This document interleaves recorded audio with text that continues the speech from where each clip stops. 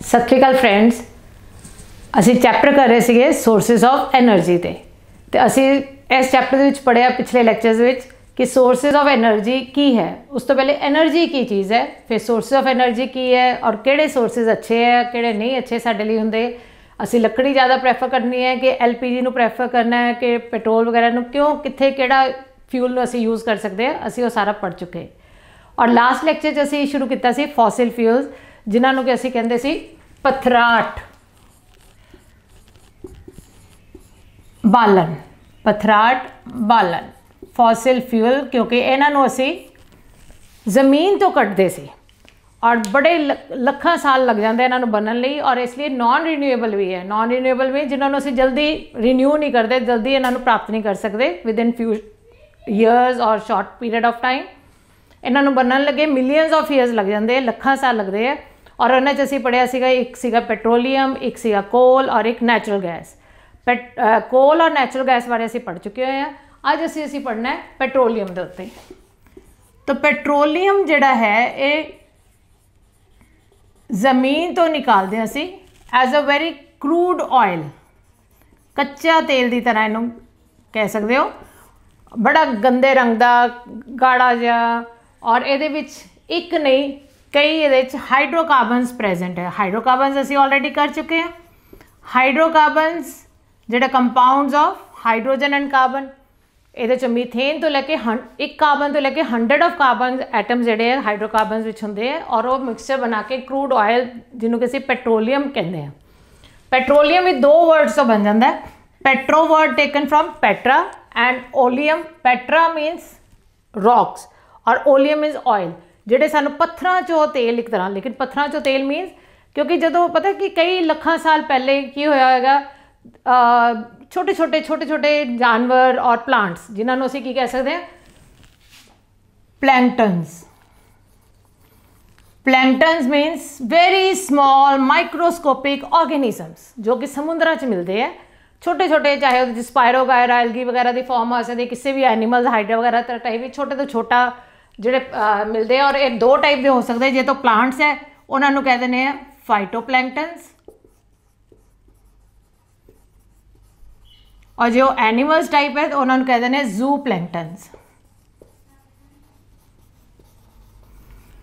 और एक फाइटोप्लैंकटन्स और जू प्लैंकटन्स जोड़े समुद्र च मिलते हैं, वो किते ना किते दबते रहे मर के या किसी तरीके नाल दबते रहे, तो उन्होंने उत्ते होर एक रॉक से लेयर, होर एक रॉक की लेयर बनती रही, वो सैडीमेंटरी रॉक्स टाइप बन गए जो, और वो अंदर ही अंदर की हो गया उन्होंने डीकंपोजिशन स्टार्ट हो गई उस बॉडी से विच, और वो बॉडी उन्होंने ऑयल वगैरह हाइड्रोकार्बन की फॉर्म च रिस के किते ना किते, जरूरी नहीं कि सी बैड तो ही जाएगा, लैंड साइड पर भी सी शोर साइड पर भी जाके जिथे इम्पर्वियस रॉक्स, मतलब जिदे कोई चीज़ पास नहीं कर सकती, इम्पर्वियस रॉक्स हो गई वो चटाना, जिदे फिर वो मतलब उतों रिस के उस जगह के चली गई जिथे कि चटाना तो कोई चीज़ पास नहीं कर सकती, तो उत्थे उन्होंने की बनाता एक ऑयल वेल टाइप, जो सारे का सारा लखा सालों के सारा डीकंपोजिशन तो बाद वो प्लैंकटन्स का जो भी मतलब डीकंपोजिशन करके ऑयल जो निकले वो सारे के सारे किते ना किते इकट्ठे हो गए इम्पर्वियस रॉक से भी जाके, फिर उन्होंने एक्सप्लोर करके जो डिगिंग करते हैं। कौन करता है? इंडिया की दो कंपनीज है, एक ONGC और एक OIL। ONGC and OIL। ONGC and OIL। ONGC means oil and natural gas corporation, और OIL ऑयल इंडिया लिमिटेड। ये दो कंपनीज हैं जी गवर्नमेंट वालों है, और एक्सप्लोर कर दी हैं कि कित्थे कित्थे सानू तेल मिल सकता है, ज़्यादा तेल कितों मिलता है, या बॉम्बे हाई, बॉम्बे के मतलब तकरीबन जिथे समुद्र रहे होंगे या समुद्र के नेड़े होंगे, तो बॉम्बे हाई तो एक्सप्लोर होया है कि उत्थे तेल दे कुएं मिल जाते हैं, या आसाम डिब्रूगढ़ वगैरह इत्थे मिल जाएंगे। तो इसी तरह जो एक कंपनी ये चेक करती है अपने अकॉर्डिंगली कि कित्थे तेल के खूह है या कुएं मिलते हैं, फिर उस बाद उत्थे तेल निकालना शुरू कर देते हैं ड्रिलिंग करके अंदर पाइपां वगैरह भेजते हैं। फिर उस बाद की होंदा कि सब तो पहले तुहानूं पता सब तो पहला हाइड्रोकार्बन जिहड़ा है मीथेन है, और CH4 जिहड़ा है वो की है गैसीयस फॉर्म च है। फर्स्ट 4 ब्यूटेन तक तो वैसे गैसीयस फॉर्म च है, तो मीथेन वो जो जो खूह पुटते हैं वो जी चीज़ निकलती है सब तो पहले वो निकलनी है नैचुरल गैस, जी असी ऑलरेडी पढ़ चुके हैं। तो नैचुरल गैस मैं तुहानूं लास्ट टाइम भी दस्सिया सी कि जिथे ऑयल वैल होगा उत्थे नैचुरल गैस ने तो जरूर निकलना है। कई बार की होंगे जो नैचुरल गैस सारी निकल के खत्म हो जाती तो पिछों ऑयल निकलता ही नहीं, यदा मतलब सिर्फ वो मीथेन गैस तक ही बनया। लेकिन कई बार फिर दूसरे खूह चो फिर जो निकालते तो नैचुरल गैस तो निकलेगी, फिर उस तो बाद वो एकदम लिक्विड फॉर्म के पेट्रोलीयम निकलना शुरू हो जाता है। फिर वो पेट्रोलीयम जोड़ा है वो अगे सप्लाई होंदा है कित्थे जांदा है, रिफाइनरी, जिस मथुरा वगैरह च रिफाइनरी है, तो रिफाइनरी तो ही क्लीयर हो जाता है कि रिफाइन करता है पेट्रोलीयम नू, क्योंकि ये बड़ा नैचुरल गैस क्रूड ऑयल की फॉर्म च है। तो जो इन्हू रिफाइन करते हैं मिक्सचर ऑफ हंड्रेड्स ऑफ हाइड्रोकार्बनस है इन्हां च, तो जो इन्हू रिफाइन करते तो डिफरेंट फ्रैक्शनस सानू प्रोडक्ट्स मिल जाते हैं, फ्रैक्शनस मिल जाते हैं पेट्रोलीयम के। रिफाइनरी जो बेसिक प्रिंसीपल यूज होंदा है वो होंदा है फ्रैक्शनल डिस्टिलेशन। तुसी ऑलरेडी पढ़िया होया डिस्टिलेशन की चीज़ है। तो फ्रैक्शनल डिस्टिलेशन में जो असीं लिक्विड नू गैसेस फॉर्म च कन्वर्ट करते हैं, फिर वापस उन्होंने कूल डाउन करके लिक्विड चेंज कर दिए, तो प्योरीफिकेशन लिए यूज़ होंदा है। तो फ्रैक्शनल डिस्टिलेशन असीं करते हैं जो different number of compounds having different boiling points mix होए होन, फिर असीं उन्होंने डिस्टिल करके जो वापस लैके आना तो डिफरेंट उन्होंने बॉइलिंग पॉइंट्स से अकॉर्डिंगली उन्होंने असीं डिस्टिल करते रहने हैं। That is called fractional distillation, जिहड़ी कि रिफाइनरी हुंदी है। हुण जो की करते कि जो रिफाइनरी की उन्होंने सैटअप किया होंदा डिफरेंट टैंपरेचर्स, क्योंकि इन्ना ज़्यादा ये सिलेबस नहीं है, फिर कभी मैं एक्स्ट्रा लेक्चर दसांगी तुहानूं उहदे बारे। तो सब तो पहला जो कंपाउंड जो फ्रैक्शन मिलता है नैचुरल गैस का, तो गैस की फॉर्म च मिल गया। उस तो बाद जिहदा बॉइलिंग पॉइंट घट है, मतलब कि है गैसियस फॉर्म के विच ही, वो किहड़ा प्रोडक्ट मिल जाता है, पेट्रोलीयम गैस। तो सब पेट्रोलीयम गैस जिहदे च कि इथेन तो लैके ब्यूटेन तक प्रेजेंट होंगे compounds, mixture of these hydrocarbons. और इनू असी यूज़ करते हैं एज LPG, जो घर असी सिलेंडर यूज़ करते हैं ना, इस गैस नू लिक्विफाई करके अंडर हाई प्रैशर लो टैंपरेचर सिलेंडर फिल किया जाता लिक्विफाइड फॉर्म के, फिर उन्होंने असी घर सप्लाई करते हैं और उन्होंने ही असी फिर यूज़ करते हैं as LPG, very good fuel, domestic fuel की तरह। सैकेंड जोड़ा वो प्रोडक्ट या तुम कह सकते हो कंपोनेंट मिल जाता है, वो होंदा है गैसोलीन, और उन्होंने तुम कह सकते हैं पेट्रोल। कारां स्कूटर जो यूज़ करते असी इनू गैसोलीन भी कहते हैं। और ये C5 हाइड्रोकार्बन ऑनवर्ड्स होंदा, अबाउट C10 तक ये तुहानूं मिल जाएगा। मतलब पेंटेन तो लैके डेकेन तक के जोड़े है कंपाउंड्स तुहानूं पेट्रोल दे विच मिल जाते हैं। और again it can be use as a very good automobile और you can say transport fuel also. और उस तो बाद तीसरा जोड़ा होर है, मतलब जिसका बॉइलिंग पॉइंट हायर है, मतलब जो जो number of carbon atoms increase कर रहे हैं हाइड्रोकार्बन, उन्होंने बॉइलिंग पॉइंट भी रेज करी जा रहा है। तो पेट्रोल तो बाद आ जाता है डीजल, उस तो पहला आता है कैरोसिन ऑयल। कैरोसिन ऑयल किनू कहते हैं, मिट्टी का तेल जिन्हों कहते हैं। और ये तुहानूं पता ही है कि स्टोव्स वगैरह आजकल तो बहुत घट यूज़ हो रहे हैं, लेकिन स्टोव्स वगैरह च कैरोसिन ऑयल यूज़ करते हैं। हाँ, बड़ा रिफाइंड फॉर्म के तो कैरोसिन ऑयल नूं असी एज एविएशन फ्यूल भी यूज़ कर सकते हैं, एरोप्लेन्स वगैरह भी इनू यूज़ कर सकते हैं बड़ा रिफाइंड फॉर्म च। और उस तो बाद आ जाता है साडे कोल फोर्थ नंबर पर डीजल। हैवी मशीन जड़ियाँ मतलब गड्डियाँ होंदियां, ट्रक्स वगैरह जोड़े भी है, और या आजकल कार वगैरह भी हैवी इंजनस वाले जोड़े है, उन्हां च असीं डीजल ही यूज़ करते हैं। क्योंकि हुण तो चलो रेट इन्ना ज़्यादा फर्क नहीं रहा, लेकिन क्योंकि पेट्रोल के कंपैरेटिवली ਇਹਦਾ जो चीप भी फ्यूल है, लेकिन हैवी फ्यूल होने करके हैवी इंजनस लिए जलाने दे काम आ सकता है वाला। उस तो बाद आ जाता है, क्योंकि ये सारे एज अ फ्यूल यूज़ होंगे है ज़्यादा कॉमनली, लेकिन फिर आ जाता है ल्यूब्रिकेटिंग ऑयल। ਇਹਦਾ मतलब लिक्विड फॉर्म के विच फिर आ गया ल्यूब्रिकेटिंग ऑयल, जोड़ा कि ग्रीस वगैरह की तरह भी असी यूज़ कर सकते हैं। 10 तो 12 तक के डीजल के विच आ गया, 12 ऑनवर्ड्स जोड़े आ जाते हैं ल्यूब्रिकेटिंग ऑयल के विच यूज़ हो जाता है। और उस तो बाद जोड़ा कंपाउंड रह गया और ज़्यादा नहीं यूज़ करते, लेकिन वो सॉलिड फॉर्म के विच आ गया, वो बन जाता है पैराफिन वैक्स। पैराफिन वैक्स जिदियाँ कि कैंडल्स भी बनदियाँ, मोमबत्तियाँ, इनू ਐਜ਼ ਅ ਗਰੀਸ ਵੀ ਯੂਜ਼ ਕਰ ਸਕਦੇ ਆ, ਪੈਰਾਫਿਨ ਵੈਕਸ ਦੇ ਵਿੱਚ ਵੀ ਯੂਜ਼ ਕਰ ਸਕਦੇ ਆ, ਔਰ ਕੀ ਕਹਿੰਦੇ ਤੁਸੀਂ ਪੈਟਰੋਲੀਅਮ ਜੈਲੀ ਦੇਖੀ ਹੋਣੀ ਹੈ ਸਰਦੀਆਂ ਵਗੈਰਾ 'ਚ ਅਸੀਂ ਹੱਥਾਂ ਪੈਰਾਂ 'ਤੇ ਲਗਾਉਂਦੇ ਹਾਂ ਜੈਲ ਦੀ ਤਰ੍ਹਾਂ, ਤਾਂ ਉਹਦੇ 'ਚ ਵੀ ਪੈਰਾਫਿਨ ਵੈਕਸ ਯੂਜ਼ ਹੁੰਦੀ ਹੈ।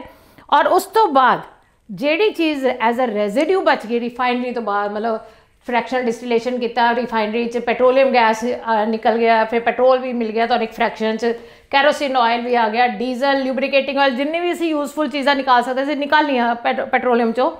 ਫਿਰ ਵੀ ਕੁਛ ਨਾ ਕੁਛ ਪ੍ਰੋਡਕਟਸ ਬਚ ਗਏ, ਉਹਨੂੰ ਅਸੀਂ ਰੈਜ਼ੀਡਿਊ ਤਾਂ ਨਹੀਂ ਕਹਿ ਸਕਦੇ ਕਿਉਂਕਿ ਉਹਨੂੰ ਵੀ ਅਸੀਂ ਯੂਜ਼ ਕਰ ਲੈਂਦੇ ਕਿਤੇ ਨਾ ਕਿਤੇ, ਐਂਡ ਦੈਟ ਇਜ਼ ਐਸਫਾਲਟ। ਇਹ ਅਸੀਂ ਸੜਕਾਂ ਵਗੈਰਾ ਬਣਾਉਣ ਦੇ ਵਿੱਚ ਕੰਮ ਲੈ ਆਉਂਦੇ ਹਾਂ ਐਸਫਾਲਟ ਦੇ ਵਿੱਚ। ਸੋ ਇਹ ਡਿਫਰੈਂਟ ਕੰਪੋਨੈਂਟਸ ਹੈ ਜਿਹੜੇ ਕਿ based on their boiling points we can separate them from the crude oil in a refinery with the help of fractional distillation।